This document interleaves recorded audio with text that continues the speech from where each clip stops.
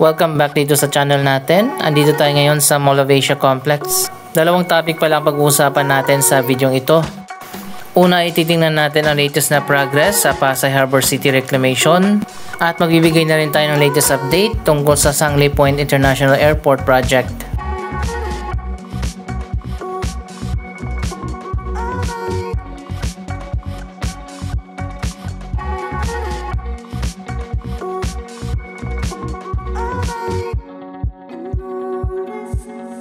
By the way, dito tayo sa kabilang side ng Pasay Harbor City mag-update. Usually doon tayo sa kabila, sa likod ng Seascape Village, sa may CCB Complex. Dito naman tayo sa likod ngayon ng Trip Hotel.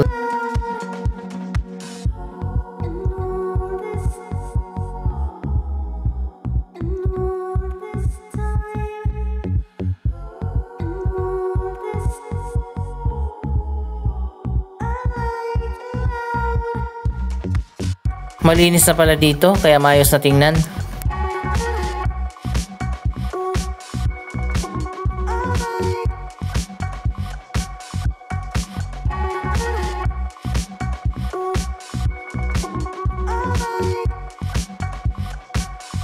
Usually nga dyan tayo sa likod ng Lime Resort, pero sa ngayon dito muna tayo mag-update.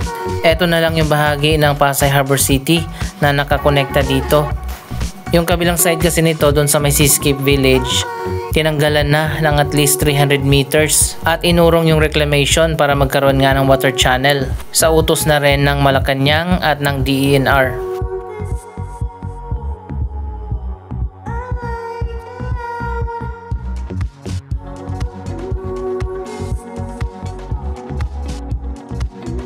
Halos puno na nga dito sa mga dating reclamation project na ngayon ay mga syudad na. Katulad ng Bay City Reclamation na ngayon ay bahagi na ng Mall of Asia Complex at dun sa unahan naman yung Asiana City at Asia World.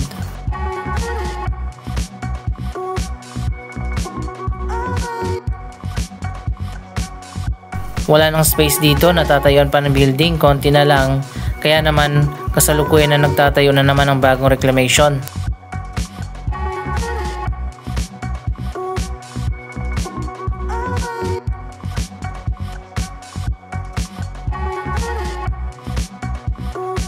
Dalawa lang pala yung pinayagan na magpatuloy sa reclamation project dahil yung iba ay sinuspinde ng DENR.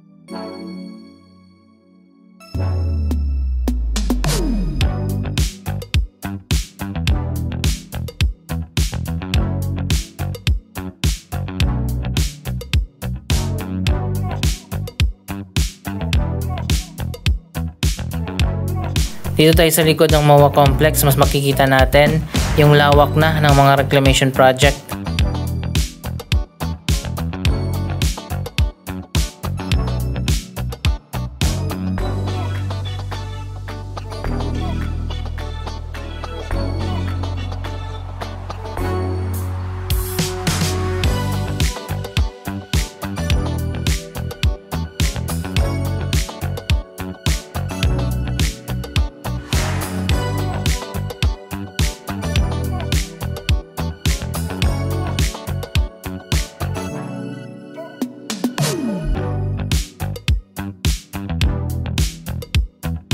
So ayan guys, makikita naman natin may mga sasakyan na dumadaan dyan sa Pasay Harbor City. Mas nauna kasi na ginawa itong Pasay Harbor City Reclamation. Ito ang Man-Made Island A at B.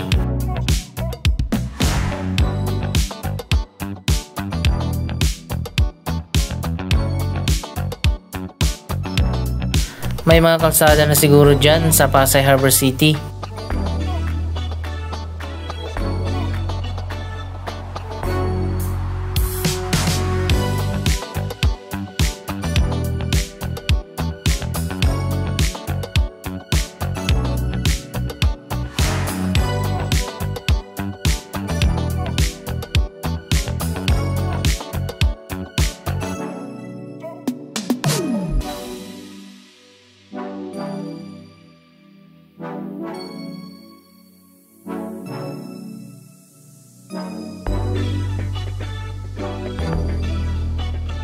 ...265 hectares ang buong lawak ng Pasay Harbor City Reclamation.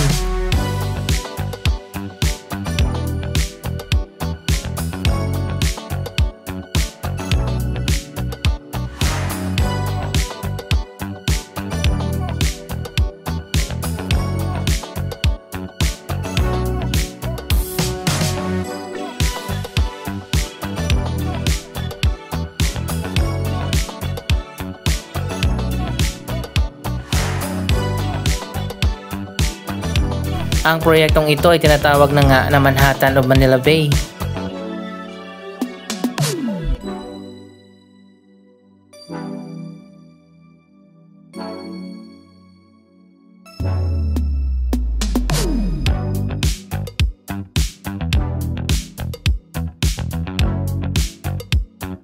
So ayun guys, ganito nakalawak ang Pasay Harbor City. Ito ay reclamation project na proyekto ng Pasay City Local Government. Kapartner ang private investors.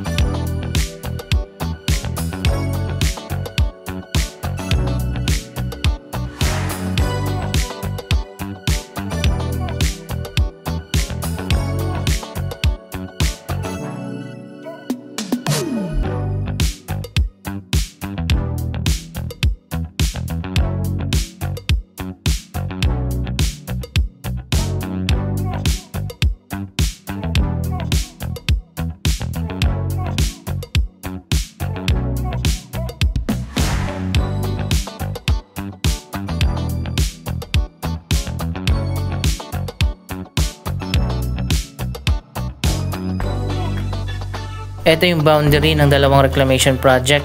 Magkakaroon din dyan ng water channel. May tulay na magdudugtong sa dalawang reclamation.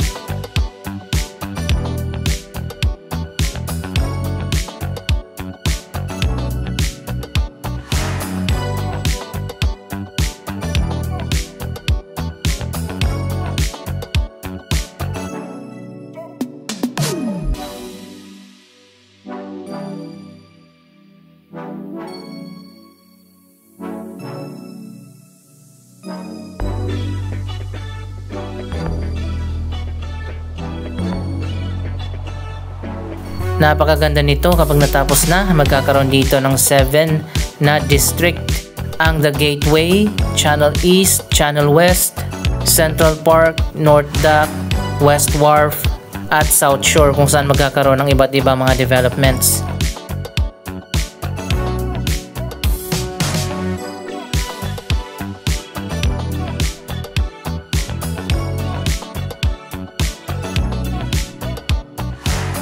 Ito naman ang Island Sea, ang SM Prime Reclamation Project. Ito naman ang proyekto ng SM na magiging expansion ng Mall of Asia Complex.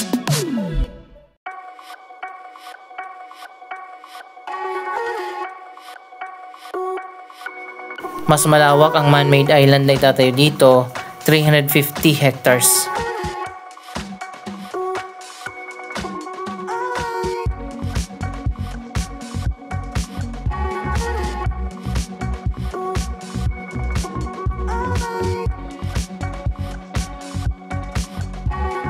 Maganda rin ang proyektong ito ng SM kapag natapos na. Magkakaroon din dyan ng Central Park at iba't ibang mga developments.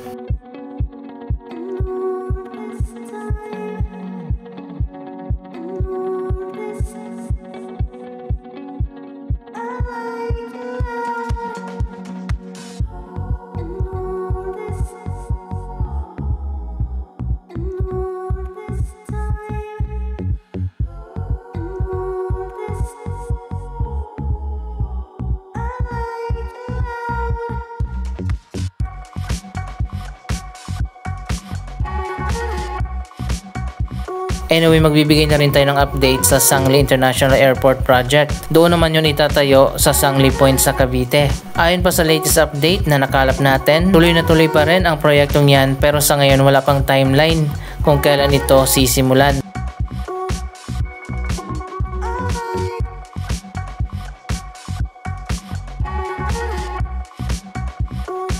Ang Sangli Point International Airport ay magtatayo din ng reclamation katulad nito. Ang Phase 1 ng Sangli Point International Airport Project ay may budget na $2 billion. Ang unang gagawin ay magtatayo ng reclamation para i-extend ang runway ng Sangli Airport.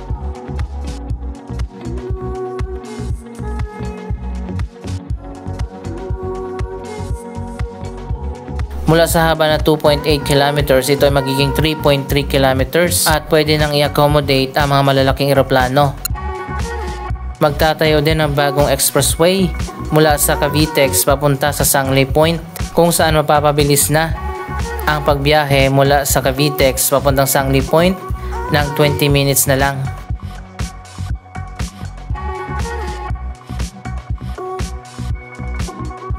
Kapag natapos na ang bagong Sangley Point International Airport, magkakaroon ito ng 4 na runway at 3 passenger terminal building.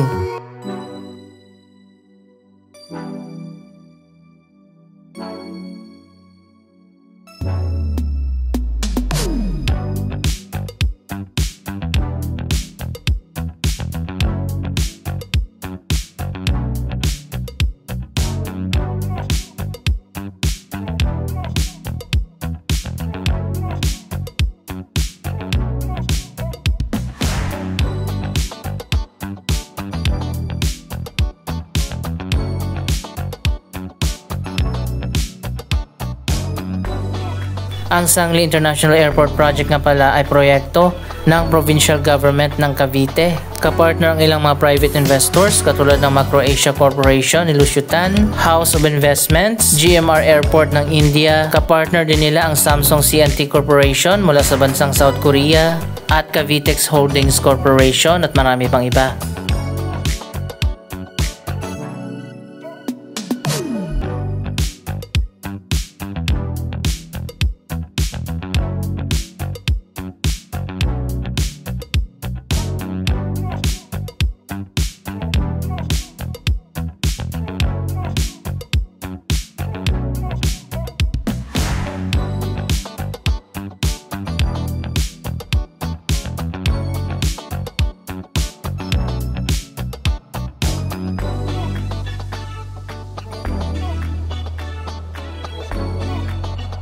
So ayun guys, ganito nakalawak ang reclamation ngayon dito sa likod ng Mall of Asia.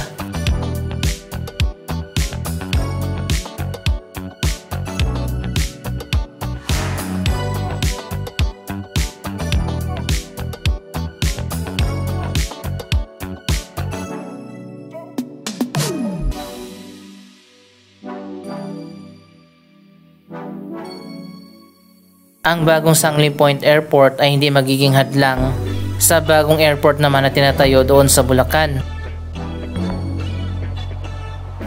Ayon pa nga sa Department of Transportation, mas maraming international airport mas maganda.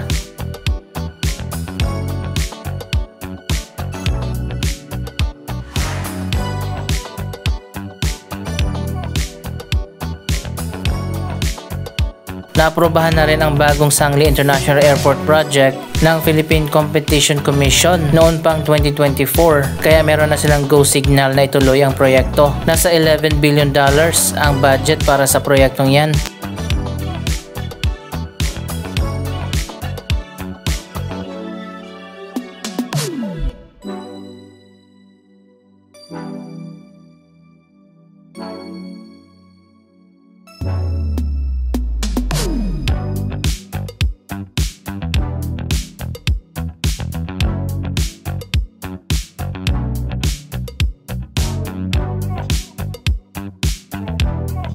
Magiging maganda ang future ng turismo at air travel dito sa ating bansa kapag natapos na ang dalawang bagong international airport. Isang bagong international gateway sa south, ang Sangley International Airport, at isa naman sa north, ang Manila International Airport sa Bulacan.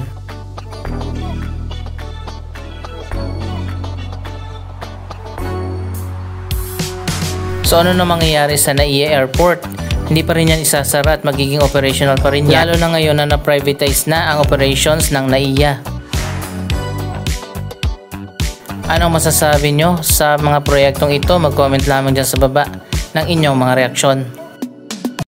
Maraming salamat sa inyong panonood. Huwag kalimutan na i-share ang video ito at mag-subscribe para sa daily updates. Thank you for watching.